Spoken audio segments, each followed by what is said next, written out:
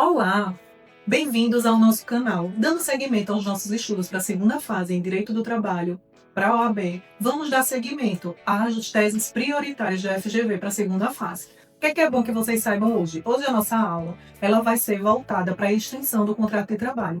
A UFGV ela tem dois artigos que geralmente ela cobra muito em prova, que são os artigos 477 da CLT e o 467. Então, nós vamos nos debruçar sobre eles e alguns outros artigos e algumas outras situações de extinção do contrato de trabalho.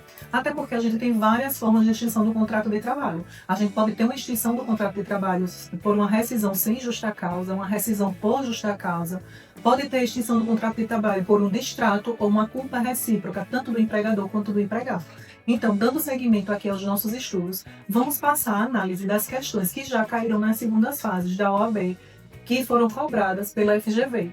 Vamos iniciar. O caso é o seguinte: o enunciado do problema que a FGV trouxe para a gente foi dizendo da seguinte forma: Cícero é piloto da aviação comercial. Após deixar de trabalhar para uma determinada companhia aérea brasileira porque seus salários estavam atrasados e já contava com 5 anos sem desfrutar de férias, foi contratado por uma companhia aérea chinesa que faz apenas voos locais. Vejam, Cícero trabalhava em uma companhia aérea brasileira e deixou de trabalhar e passou a trabalhar numa companhia aérea chinesa. O que aconteceu nesse caso? Que é importante vocês se atentarem. Essa forma de extinção do contrato de trabalho, ela só ocorreu por quê? Porque os salários estavam atrasados e ele também estava há mais de 5 anos sem desfrutar de férias. Tá? E as informações, inclusive, grifadas para vocês. Com base na hipótese apresentada com fundamento na CLT, responda. O que você sustentaria? Qual tese jurídica você sustentaria em uma possível reclamação trabalhista? Vejam, nesse caso, o enunciado proposto pela FGV está querendo que vocês digam o quê? Que vocês entrariam com a reclamação trabalhista solicitando a rescisão, a extinção do contrato de trabalho, por quê? Por uma rescisão indireta. Por que por uma rescisão indireta, Carol? Porque houve, nesse caso, uma culpa do empregador, porque ele não cumpriu com as atribuições legais, que eram pagar os salários nem conceder as férias. Tá? Então, nesse caso, existe uma mora salarial do empregador e descumprimento contratual. E vocês deveriam formalizar a resposta de vocês dizendo isso, que entraria com a reclamação trabalhista, arguindo a tese da rescisão indireta, em virtude do que preceitua o artigo 483 da CLT, a linha D. Com relação a esse artigo 483 da CLT, o que é importante que vocês saibam? O artigo ele vai falar quais são as hipóteses de rescisão indireta. E dentro no 483 da CLT fala as hipóteses de rescisão indireta referente ao empregador. E no 482 da CLT ele fala sobre as hipóteses de extinção do contrato de trabalho quando existe uma culpa ou algum ato do empregado, tá? Nesse caso, a situação problema da FGV, ela cobrou para vocês uma rescisão indireta por culpa do empregador. E lá nesse artigo 483, ele vai estar lá dizendo o seguinte, que caso o empregador ele exija esforços superiores às forças do empregado, caso exista um rigor excessivo, caso exista um perigo de manifesto de mal considerável, tá? No caso, o empregador tem uma doença circulando, um vírus circulando no ambiente de trabalho, seria um perigo manifesto de mal considerável, de uma contaminação, de uma radiação, a situação de uma radiação nuclear, tá? Não cumprir as obrigações do contrato, caso o empregador não cumpra as obrigações do contrato, que foi justamente o que aconteceu. Vejam, no enunciado do problema da FGV, ele deixou de fazer o quê? Ele deixou de pagar salários e ele deixou de conceder férias regularmente ao empregado Cícero, tá? E aí ainda tem outras hipóteses que a gente pode ver lá no artigo 483 da CLT, que seria a prática de ato lesivo contra a honra e a boa fama do empregado, ofender fisicamente o empregado, tá? E nessa casa de ofender fisicamente o empregado, não precisa ser necessariamente o empregador, né? A figura do patrão, mas pode sim ser, no caso, da figura de um outro colega de trabalho, tá? Reduzir o trabalho de forma a afetar sensivelmente o salário. Por exemplo, quando começa a acontecer, a gente vê muito em situações que acontece abuso, né? Abuso de dano moral. Por quê? Nessas situações, o cara fazia 20 vendas por mês, por exemplo. Aí ele só passa a fazer 10 vendas porque tiraram todos os benefícios que ele tinha para poder apresentar ao cliente e conseguir angariar aquela venda. Então, isso também pode acontecer, tá? E aí são situações que estão lá descritas na legislação que é importante que vocês conheçam para a segunda fase da OAB. Lembrem que aqui o intuito do canal é mostrar a vocês quais são as situações, problemas, né, que já apareceram na FGV, para que vocês possam se familiarizar com a questão da prova, tá? E para que vocês façam um estudo totalmente estratégico para a prova, porque não adianta você pensar que vai precisar reler toda a CLT ou, meu Deus, como é que eu vou fazer para aplicar esses artigos? Vocês precisam aprender a interpretar os artigos, os enunciados dos problemas propostos pela FGV, mas vocês precisam também ter conhecimento da legislação, mas não conhecimento de todos os artigos especificamente, mas de algumas informações, que é o que a FGV mais cobra. Por isso que a gente está fazendo esse estudo desses temas prioritários, tá? De segunda fase. Uma outra situação, problema que a FGV também já trouxe em prova, foi da seguinte forma: uma grande empresa multinacional, pretendendo reduzir 15% o seu quadro de funcionários, lançou unilateralmente um programa de desligamento incentivado em outubro de 2021. É aquela história do PDV, né? Que todo mundo sabe. Por meio dele, o empregado que aderisse ao plano receberia, além de indenização normal prevista em lei, mais 1,5 salários por cada ano trabalhado na empresa. Considerando esses fatos, de acordo com a previsão da CLT e dos entendimentos consolidados do TST, como advogado, caso a empresa trouxesse na contestação a preliminar de quitação por adesão ao programa de desligamento, que alegação você sustentaria na réplica sobre essa preliminar? Vejam só, aqui eu quero que vocês prestem bastante atenção. Aqui, o enunciado da situação problema está dizendo o quê pra gente? Que houve uma reclamação, houve uma contestação, certo? E nessa contestação foi arguído o quê? Preliminar de quitação, porque quando há uma quitação através de um PDV, geralmente é dada uma quitação ampla e irrevogável, tá? E aí, nesse caso, está dizendo que na contestação foi arguída essa preliminar, e agora a gente, quanto advogado de quem? De quem? Do reclamante, a gente precisa dizer o quê? Precisa contestar através da réplica essa informação que veio em sede de preliminar da contestação, tá? Então, prestem bem atenção a isso. Nessa situação, tá? O candidato ele deveria arguir o quê? Vejam que eu grifei aí para vocês que o plano de programa de demissão voluntária ele foi lançado unilateralmente pelo empregador. Isso é possível? A CLT permite? Vejam só, a CLT ela não permite o plano de desligamento voluntário de forma unilateral. O que é que ela permite? Ela permite que seja feito de forma em acordo coletivo de trabalho ou convenção coletiva de trabalho. Agora, de forma unilateral, a empresa não poderia ter lançado esse plano de demissão voluntária. Aí vocês vão dizer, mas Carol, qual é a diferença? A diferença é que nessa situação precisaria ser feito através de um sindicato da categoria, tá? Então, vocês deveriam sustentar exatamente isso, que o plano não foi previsto em norma coletiva, como a gente tem previsão legal lá no artigo 477b da CLT. E por que é importante vocês conhecerem esse artigo? Vejam só, esse artigo ele foi alvo da reforma trabalhista. E lembrem, como a gente já vem conversando das outras aulas, todo tema que ele é novo, né, teoricamente novo, tá, 2017, já tem um tempo de estrada aí, mas é novo pensando que a gente tem uma CLT de 1943, tá? Então é uma legislação nova que fez alterações. Então, o que é que diz o artigo 477b da CLT? Ele diz o seguinte, que o plano de demissão voluntária ou incentivada, famoso PDV, para dispensa individual, plurima ou coletiva, previsto em convenção coletiva ou acordo coletivo de trabalho. Então, é exatamente isso que eu estou dizendo a vocês. É necessário que seja feito através de um acordo ou convenção coletiva. A empresa ela não pode lançar unilateralmente esse programa, tá? Ele enseja a quitação plena e irrevogável dos direitos decorrentes da relação empregativa, salvo disposição em contrário estipulada entre as partes. Então, vejam, se eu tenho um plano de demissão voluntária, ele deve ser feito por acordo coletivo ou convenção coletiva, exatamente por quê? Porque ele vai ensejar a quitação plena irrevogável e irrevogável de todas as verbas trabalhistas. Então, veja, eu não vou poder mais reclamar. Então, nesse caso, a forma da gente desconstituir essa questão dessa preliminar em contestação, dizendo que houve a quitação de todas as verbas, seria o quê? Que como a empresa ela fez um plano um programa de forma unilateral, então esse plano não seria válido, não podendo existir, então, quitação plena e irrevogável das verbas trabalhistas, tá? Porque existe um vício aí, nessa extinção desse contrato de trabalho. Seguindo, o que é que a gente teria mais que a FGV também já trouxe através de situações, problemas pra gente, tá? Lembram da aula passada que a gente falou de Julieta, que ela perdeu o marido? Pois é, ela voltou. Vamos lá, Julieta Safira, brasileira viúva, dona de casa, procurou você como advogado em abril de 2024, ainda enlutada, afirmando que fora casada com Romeu, Diamante, por 27 anos, mas eles não tiveram filhos. Explicou ainda que seu esposo falecera em consequência de um acidente de trabalho. Vejam aqui, a situação do falecimento foi um acidente de trabalho.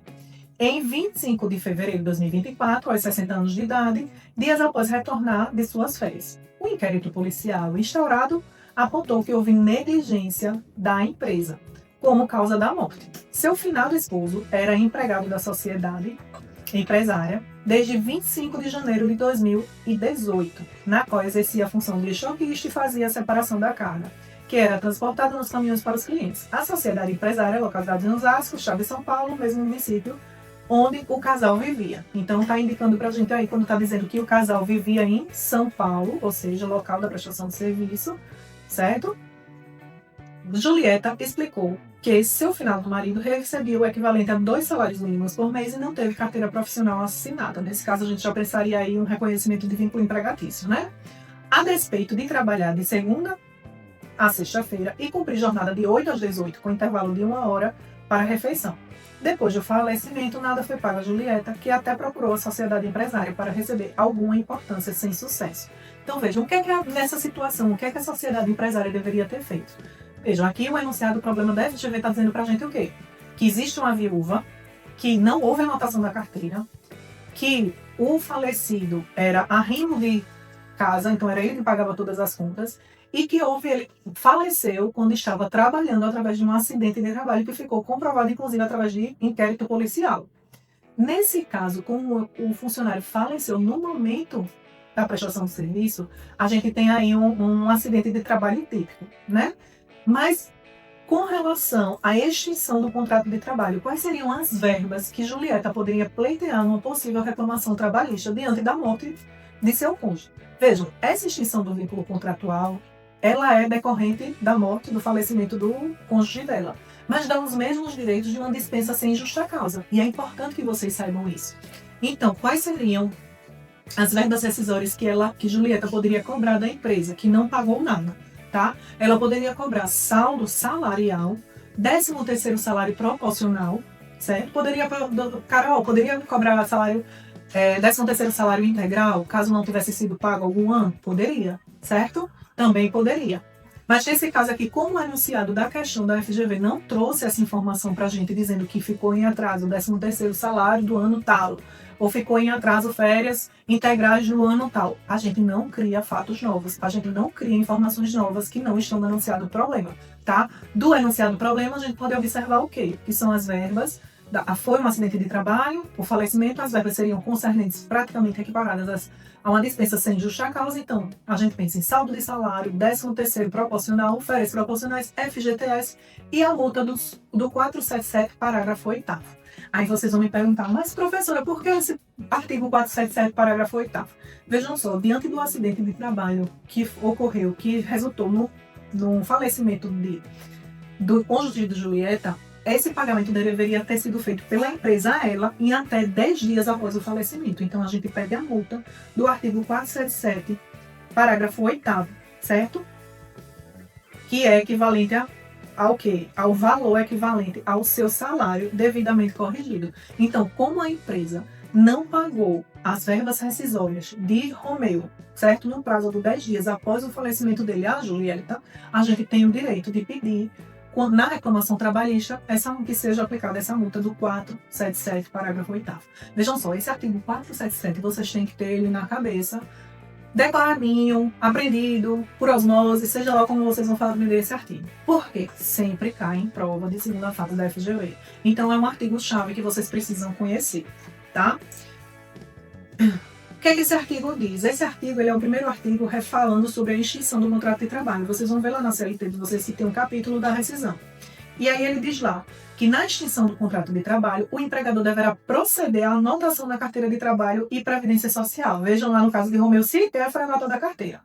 Comunicar a dispensa aos órgãos competentes e realizar o pagamento das verbas rescisórias no prazo. Que prazo é esse? É o prazo que está previsto lá no artigo no parágrafo 6º, no artigo 477, parágrafo 6º da CLT, tá, que diz expressamente que o prazo para esse pagamento é de 10 dias. Tá? Caso não seja pago pela empresa em 10 dias, a partir do término do contrato, deverá ser pago o quê? Uma multa em favor do empregado no valor equivalente ao seu salário, conforme o artigo 477, parágrafo 8º.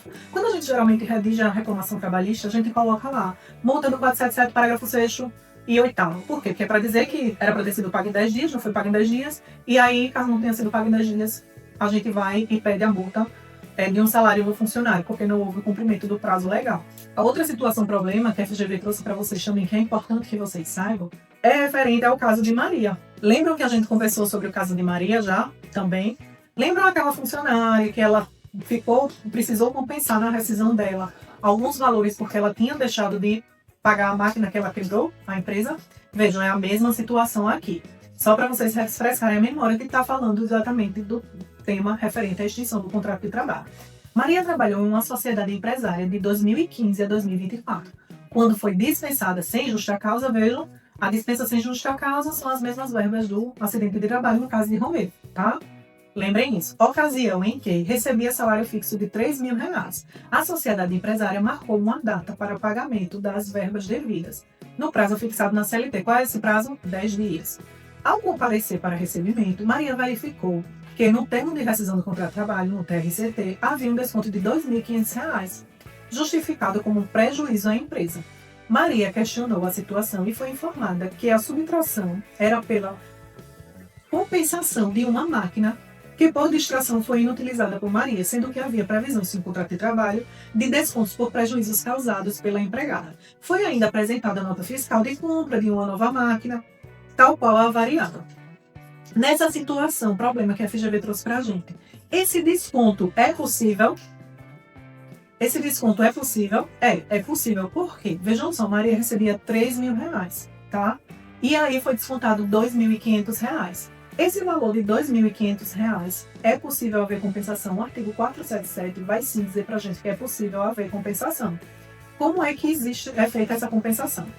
Essa compensação ela pode ser feita, tá, até o valor da remuneração equivalente de Maria. Então, se ela recebia R$3.000 e o valor foi de R$2.500, esse desconto não é de forma ilegal, tá? E existia, sim, no contrato de Maria, uma previsão de um contrato assinado quando ela ingressou na empresa dizendo que era possível fazer esse desconto. Então, no caso de Maria, essa extinção do contrato de trabalho, quando foi feito o pagamento das verbas rescisórias, era, sim, possível fazer esse desconto, tá? Outros 3 artigos que é importante que vocês saibam sobre a extinção do contrato de trabalho, que a FGV também gosta de falar, geralmente em prova, gosta de cobrar geralmente em prova, são os artigos 467 e 484 da CLT. Por que esses artigos são importantes?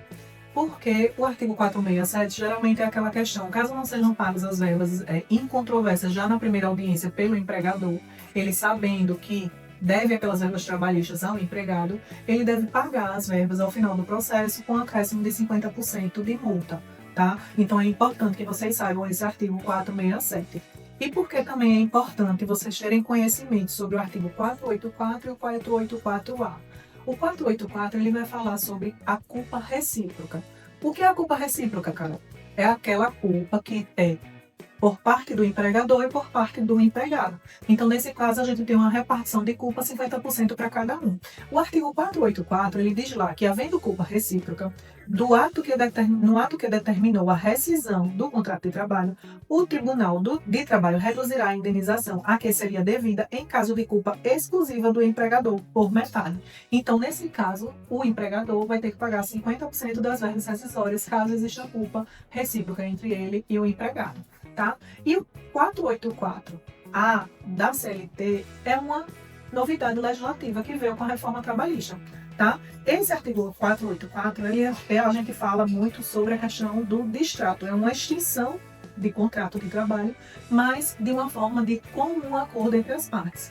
E aí ele diz lá, o contrato de trabalho poderá ser extinto por acordo. Antes da reforma trabalhista de 2017, era possível fazer essa extinção por acordo das partes? Não, a gente não tinha nenhuma previsão legal com relação ao âmbito trabalhista, que existia a possibilidade de fazer um distrato do contrato de trabalho. Então, essa é uma outra forma de extinção, que é uma novidade legislativa. E ele diz lá, extinto por acordo entre empregado e empregador, caso em que serão devidas as seguintes verbas trabalhistas. Será devida por metade o aviso prévio, se indenizado, a indenização sobre o saldo do Fundo de Garantia, que é o FGTS, e na integralidade as demais verbas trabalhistas. Então, caso seja feito um distrato entre as partes, empregado e empregador, será tudo dividido por metade, tá?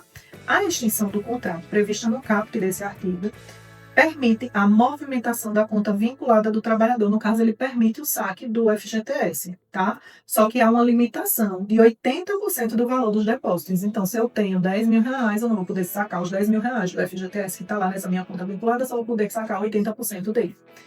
E o parágrafo 2º diz o seguinte, que a extinção do contrato de trabalho por acordo prevista no caput deste artigo não autoriza o ingresso no programa do seguro-desemprego. Então, veja, no caso do FGTS, eu vou poder sacar até 80% do saldo que tem lá e não vou poder me habilitar para receber as verbas, a verba do seguro-desemprego, né? Nesse caso, 4, 3, 5 parcelas de seguro-desemprego. Então, eu não vou poder me habilitar porque eu fiz um distrato, eu, quanto empregada, fiz um distrato com o meu empregador.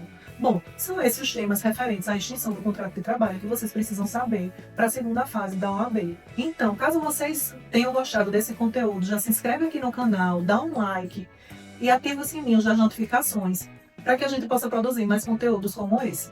Tchau, tchau e boa prova!